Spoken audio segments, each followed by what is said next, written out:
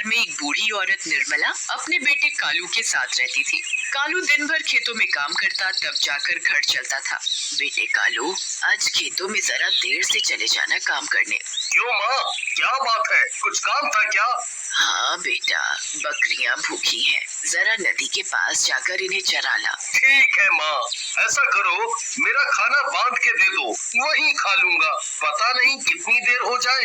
निर्मला खाना बांध कर कालू को दे देती है और कालू बकरियों को हाँकते हुए नदी के पास ले जाता है और सभी बकरियां अपना चढ़ने लगती हैं। चलो जी, बकरियां तो खाने में मस्त हैं, मैं जरा खाना खा लूं। कालू खाना खा लेता है। खाना खाकर उसे बहुत तेज नींद आती है। पेड़ की ठंडे ठंडे छांव के नीचे वो लेट जाता है, पर घास चुभने की वजह से वो सो नहीं पाता।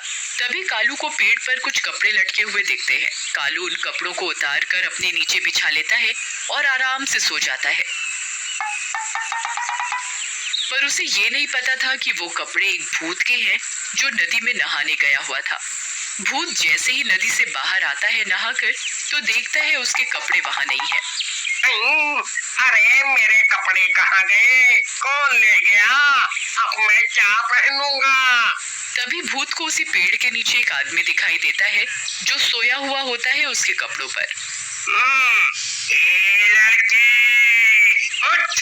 भूत की आवाज सुनकर कालू उठ जाता है और इधर उधर देखता है कि आवाज कौन दे रहा है। तभी कालू को नदी में भूत दिखाई देता है। मम्मी! कौन हो भाई तुम? दिखाई नहीं देता क्या मैं कौन हूँ? आंखों से अंधे हो क्या? मैं भूत हूँ। तुम भूत हो? कहाँ से भूत हो भाई तुम? देखने से तो भूत जैसे नहीं लगते, तुम तो कोई गंदे से आदमी दिख रहे हो। ऐसा लग रहा है कई सालों से नहाए नहीं हो।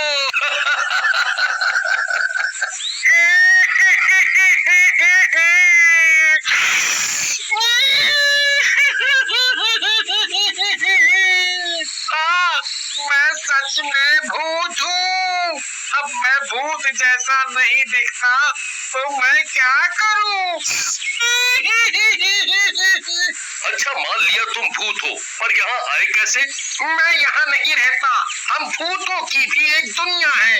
मैं तो अपने रास्ते से ही उड़कर जा रहा था। इस नदी के ऊपर से नदी दिखी तो सोचा ठंडा ठंडा साफ पानी है, नहा लूं। मैंने अपने कपड़े उतार कर पेड़ पर रख दिए थे और नहाने चला गया था। जिन कपड़ों पर तुम सोए हुए थे वो मेरी लंगोट है। तुम मेरी लंगोट दोगे तो मैं नदी से बाहर निकल पाऊंगा। अगर मैंने तुम्हारी लंगोट दे दी तो तुम नदी से बाहर आ जाओगे।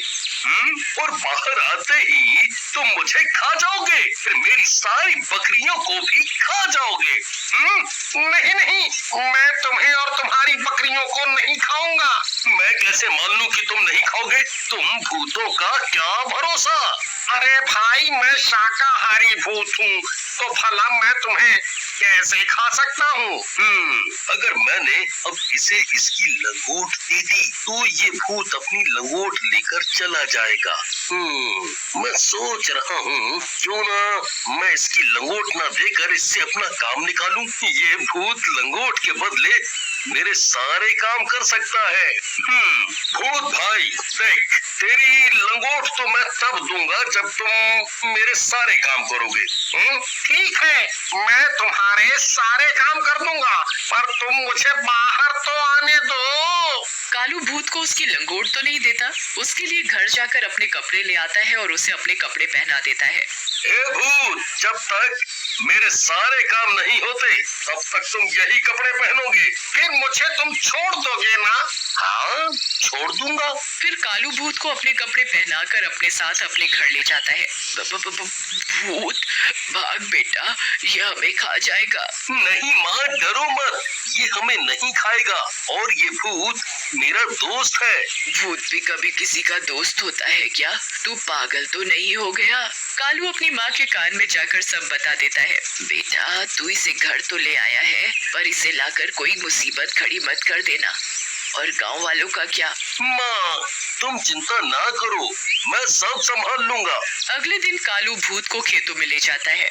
ओ भूत, आज तुझे इस खेत में हल चलाना है। रात होने से पहले ये काम खत्म हो जाना चाहिए। चल, अब शुरू हो जा, चल। ठीक है भाई, चलाता हूँ हल। कालू वहाँ एक पेड़ के ऊपर जाकर बैठ जाता है और उस भूत पर नजर रखता है। अब हो गया ना काम।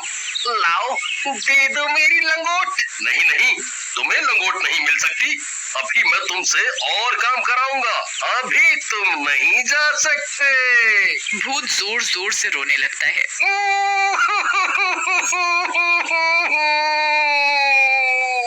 भाई मेरी लंगोट दे दो।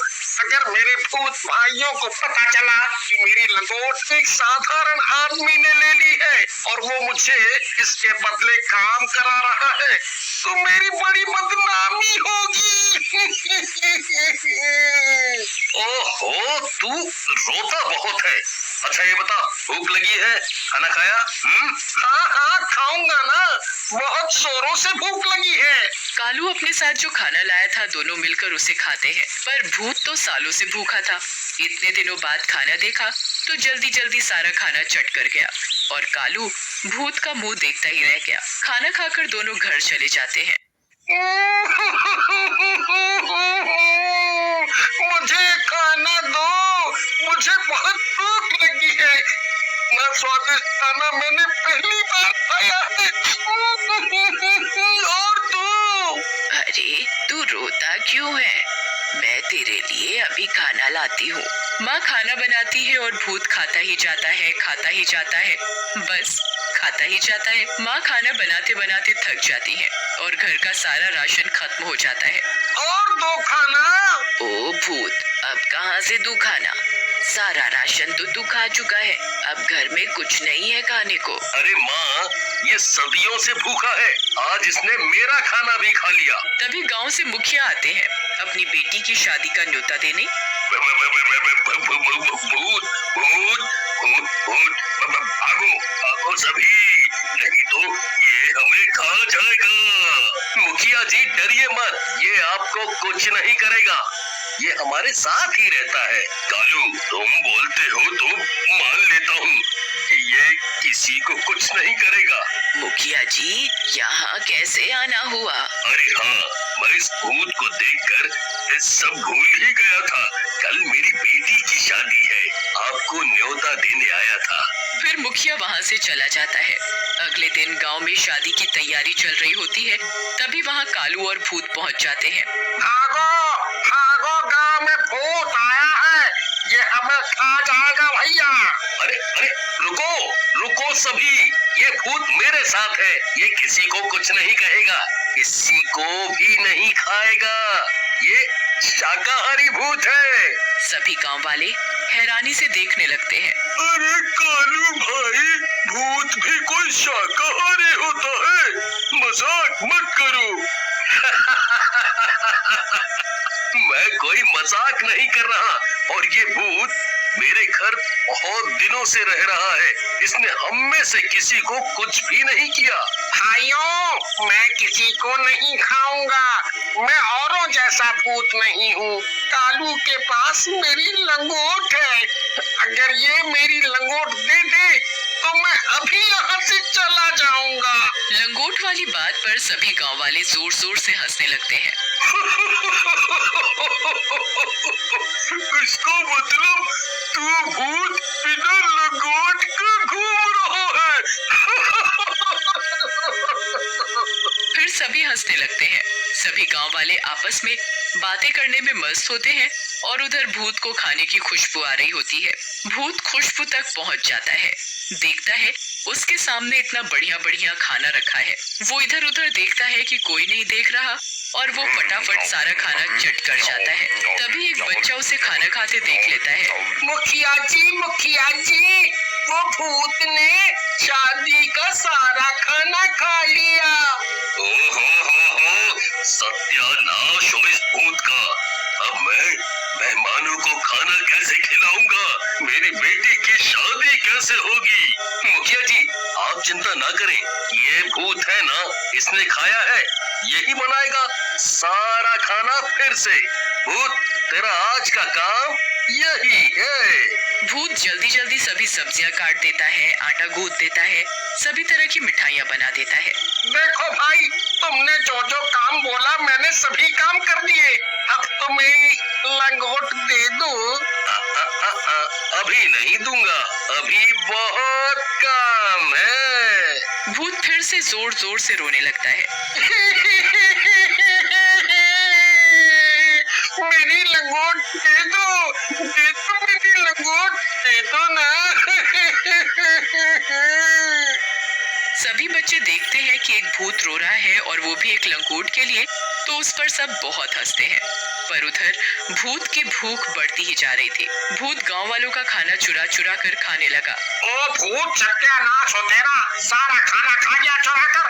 अब मेरे बीवी बच्चे क्या खाएंगे? शोर सुनकर सभी गांव वाले इकट्ठा हो जाते हैं। हाँ भाई, ये मेरे घर का भी सारा खाना खा गया। ऐसे ही ये भूत हमारे घरों का खाना खाने लगा तो हम और हमारे बच्चे क्या खाएंगे?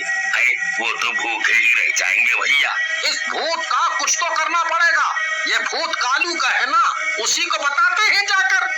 सभी गांव वाले मिलकर कालू के घर जाते हैं और भूत की सारी बात कालू को बताते हैं। भूत एक कोने में खड़ा होकर सब कुछ सुन रहा होता है। कालू, अब बहुत हो गया। इस भूत ने पूरे गांव वालों को दुखी कर रखा है। सभी के घरों का ये भूत रोज रोज खाना खा जाता है। पूरे गांव का अनाज ये खा चुका है। ऐसे ही चलता रहा ना तो एक दिन हम सभी भूख से अपनी जान गंवा बैठेंगे। मुझे भूख लगी थी, इसलिए मैंने खाना खा लिया। मेरा पेट पता नहीं क्यों नहीं भरता। कालू, मैंने तुझे पहले ही बोला था, इसे लाकर कोई मुसीबत मत खड़ी कर देना। देख, अब इसने पूरे गांव वालों को दुखी कर रखा है। देख भूत, तेरे लिए मैं गांव वालों को तो दुखी नहीं देख सकता। सभी गांव वाले मेरा परिवार है। तू अपनी लंगोट ले और यहाँ से चलता बन। कालू भूत को उसकी लंगोट दे देता है। भूत लंगोट पाकर बहुत खुश हो जाता है। आप सभी की मुझे बहुत याद आएगी। आप लोग कभी भी मुझे याद करोगे तो मैं यहाँ आ जाऊंगा। अरे नहीं नहीं, हम तुझे कभी भी याद नहीं करेंगे। तू जा जा और इस गांव की तरफ